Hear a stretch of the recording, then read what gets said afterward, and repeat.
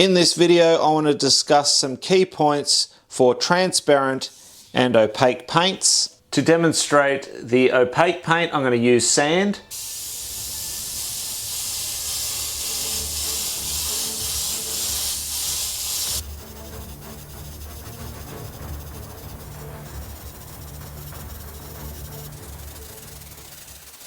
So you can see after numerous coats, the lettering has pretty much disappeared. You could totally get rid of it if you coated it even more. So that's using the opaque sand color. And the transparent paint that I'm going to test is by Createx Illustration Colors. This one is Scarlet.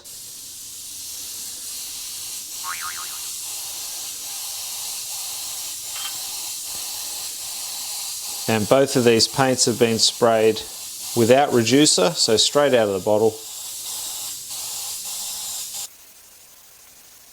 So side by side you can definitely see a clear difference. The sand, which is our opaque color, has pretty much totally eliminated that lettering, whereas the scarlet transparent tone, you can see the lettering is still nice and prominent. Okay, so you've seen the two demos. Apart from the obvious, let's deep dive a bit further into what opaque paints generally do. Now we can see here I'm spraying that sand. So you can notice that even after doing numerous coats that the color is not going to vary. An opaque color is going to go as dark as the tone and then that's it. You're not going to be able to go any darker. It doesn't matter how many times you cover over it. So with that in mind, what is the benefit? So you can see here with this airbrush rendering of an old man's eye, you can see all these skin tones here.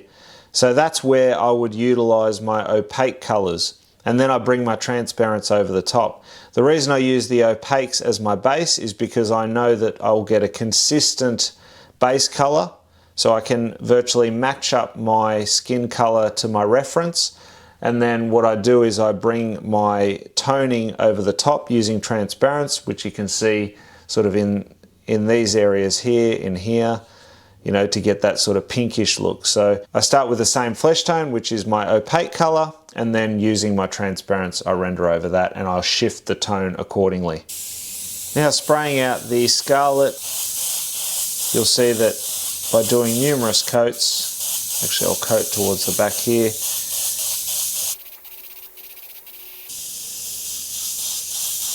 you can already see it's gone darker in that spot, but the more you coat it, you are going to get a darker hue. So you can clearly see that in this section here, where I've gone heavier, I have a darker version of the tone. Whereas, like I mentioned earlier, that sand, you could coat that another 100 times and it's not going to change from that tone at all. And also different colors of transparent tones, as well as different brands, are all going to vary slightly as to how fast they go darker and just the way in general they perform. One of the real major benefits of transparent tones is that if you lay down a color, so for instance, in this case I'm doing the scarlet, don't need to go too heavy, just like a reasonably generous spray. If I spray over the top, in this case I'm using cerulean blue, you'll notice that it's going to mix on the surface and turn that blue purple because we've got the red underneath. So it's a quick and easy way to mix up your tones, and that's what really makes the transparent paints so handy to use. If I spray up here, you'll see what the cerulean blue usually looks like. That way you can see a distinct difference. So we've got the cerulean blue, then the cerulean blue over the scarlet, making this purple color, and then we've got the scarlet. So you can see 3 tones with just the use of 2 colors. Now another great thing that opaque colors can do is they can quickly base up a canvas. And again, you're going to be certain on the color that you get. So obviously in this particular demonstration I'm just using black. Now the reason for that is I'm going to do some small artworks on this and show you what happens. So using white, just going to carefully lay out a basic skull design.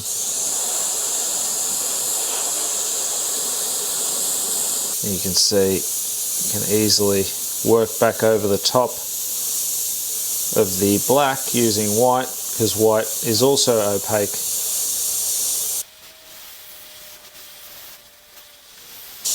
And if you want to learn more, if you're new to airbrushing especially, then why not check out our online airbrushing course at airbrushisylum.thinkific.com. Just continuing to coat that quick skull.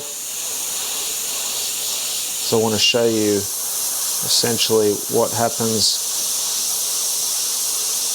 with a transparent black.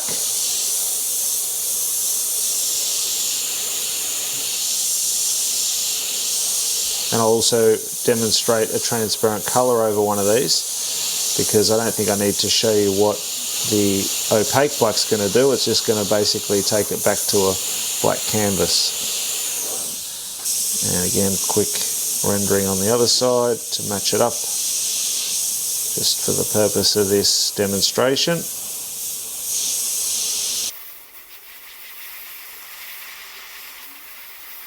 And if this is the first time watching one of our videos, then welcome. For all of our regular viewers, welcome back. I do hope that you're enjoying this video so far. If you are, feel free to share it out and let's build this airbrushing community together. And if you haven't already, consider subscribing, tap on that bell icon, and that's going to notify you every time I put out new content. Brighten it up a little bit, and then I'll come in with some shading. Again, these aren't meant to be super detailed, just basic skulls to illustrate the different look. Quick rendering. Now I am using a transparent black to render, as I do with most of my artworks. However, when I demonstrate the trans black over the top, I'm going to use a much weaker mix, because obviously the more of that colour I have mixed in, the stronger the transparent black is going to be.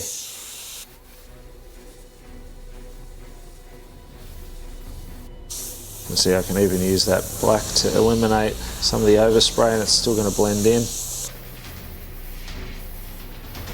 And the other one, same deal.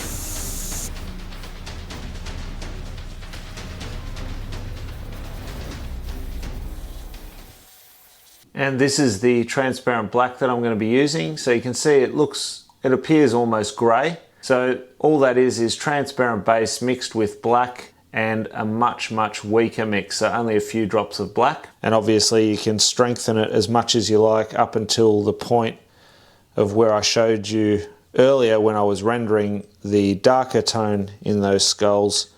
That was using a much stronger version of that mix. I'll link up to a video in the description below further explaining my mixing ratios for transparent blacks.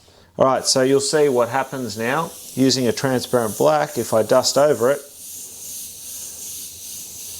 it's really subtly tinting it. So you can gradually go darker, but you'll see that it'll get to one point where it's really not going to make any more difference, and it might even be hard to see that getting darker at all on camera, because this is such a light version of that transparent black tone. And that's essentially what the transparent base, when you mix it in with the tone, whether it's a black, a red, a blue, that's what the transparent base will do. It will only go as dark as that particular mix. Whereas using the transparent red by Createx, you can see my first pass, it's almost a bit pinky, the second pass, and as I go more and more, it's going to get darker. It's not necessarily going to go black, but it's going to get darker and darker. So you can just let that dry, keep coating it. Just adding a few more coats, see how much darker we can get it. You can see there is still a fraction of opacity. After numerous coats, I'm starting to lose detail. That's because we're building up more and more pigment on the surface. So you've seen what a weak mix of transparent base with black does. So what I've done now is I've added the transparent base into the scarlet just to give you a bit of a comparison. And you can see how I've made a real weak version of that. And you'll notice how much more transparent that is. It's almost making the skull go pink. You can see in there how weak that mix is. So obviously, again, you can strengthen it. So if I now come in and add some drops of the scarlet into there, now with that stronger mix, you can see it's definitely tinting it quicker, but it's almost simulating a candy. So you definitely got more control over it, and it's not killing off a lot of the detail, as even though the scarlet is a transparent color, you can see after numerous coats, the pigmentation is so high it's starting to eliminate the black and we're getting that sort of brownie overspray. However, you wouldn't normally use them as heavily as that because you would be using that as a color shifter instead of blocking in a flat color using the transparent. That's where you would go to an opaque color where you would know exactly how dark it's going to go. Adding the transparent base, as you can see, gives you a little bit more control and stops the chance of you eliminating all of the finer details within your work. So that's something to think about. In order to get a true transparent tone like something like this, I used a candy over the top. So if you want to check out this video, I'll pop a link to that tutorial in the description below as well.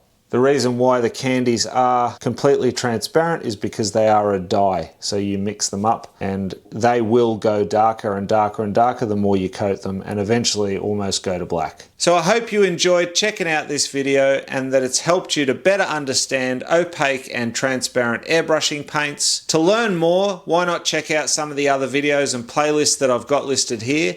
And until next time, go grab your airbrush, do some amazing artwork yourself, and I'll see you again very, very soon in the next video. Thanks for watching. Bye for now.